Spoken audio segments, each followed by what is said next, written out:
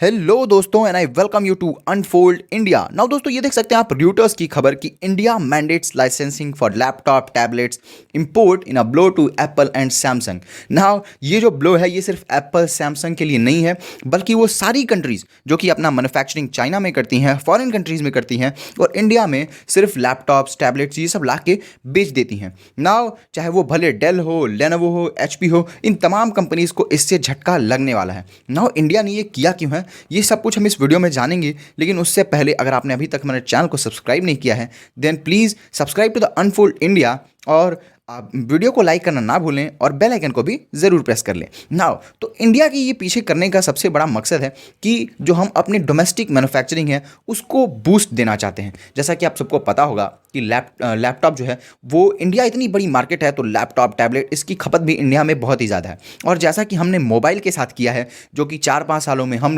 Net importer से exporter बन गए और अभी हम 10-12 बिलियन डॉलर्स की मोबाइल एक्सपोर्ट कर देते हैं, वैसा ही हम चाहते हैं कि लैपटॉप के साथ हो, अगर एक्सपोर्ट नहीं तो एटलीस्ट हम अपने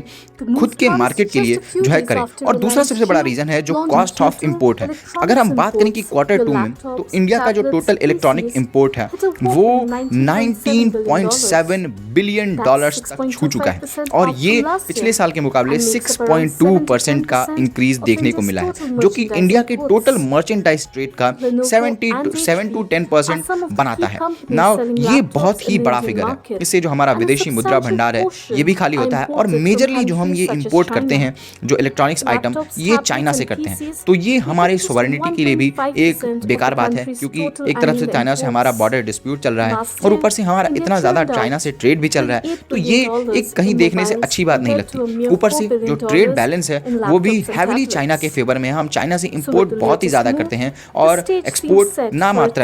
मात्रा में ही करते हैं, इसीलिए जो ट्रेड डेफिसिट है वो भी इंडिया और चाइना के बीच में बहुत ही ज़्यादा है। चाइनीज साइड फेवरेबल ना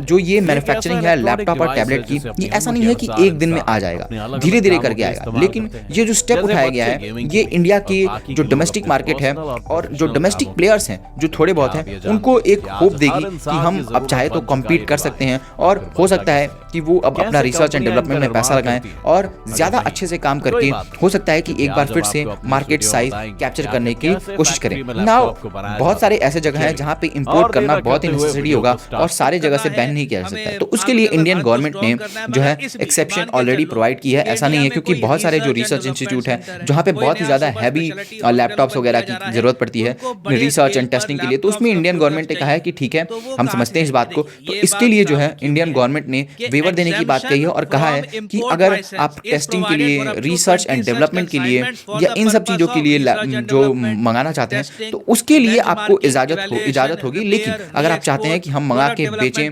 और उसके बाद करें तो उसके लिए आपको इंपोर्ट लाइसेंस की ज़रूरत पड़ेगी और ये इंपोर्ट जो लाइसेंस है ये इतनी आसानी से नहीं मिलने वाला है। नाउ इंडिया बहुत ही कोशिश कर रहा है और इसके लिए जो गवर्नमेंट है उसने PLI स्कीम भी निकाली थी लैपटॉप मैन्युफैक्चरिंग और टैबलेट्स के लिए और एडिशनली $2 बिलियन और PLI स्कीम से हटके भी $2 बिलियन और इंडिया ने लगाए थे ताकि जो लैपटॉप है उसकी मैन्युफैक्चरिंग इंडिया में की जा सके। नाउ जो डिक्सन टेक्नोलॉजी है जो इंडिया के बहुत सारे प्लेयर्स हैं वो ऑलरेडी कोशिश कर रहे हैं, उनमें से एक डिक्सन टेक्नोलॉजी है जिसने एसर से ये एग्रीमेंट किया था और 5 लाख यूनिट्स ऑफ लैपटॉप हर साल बनाने का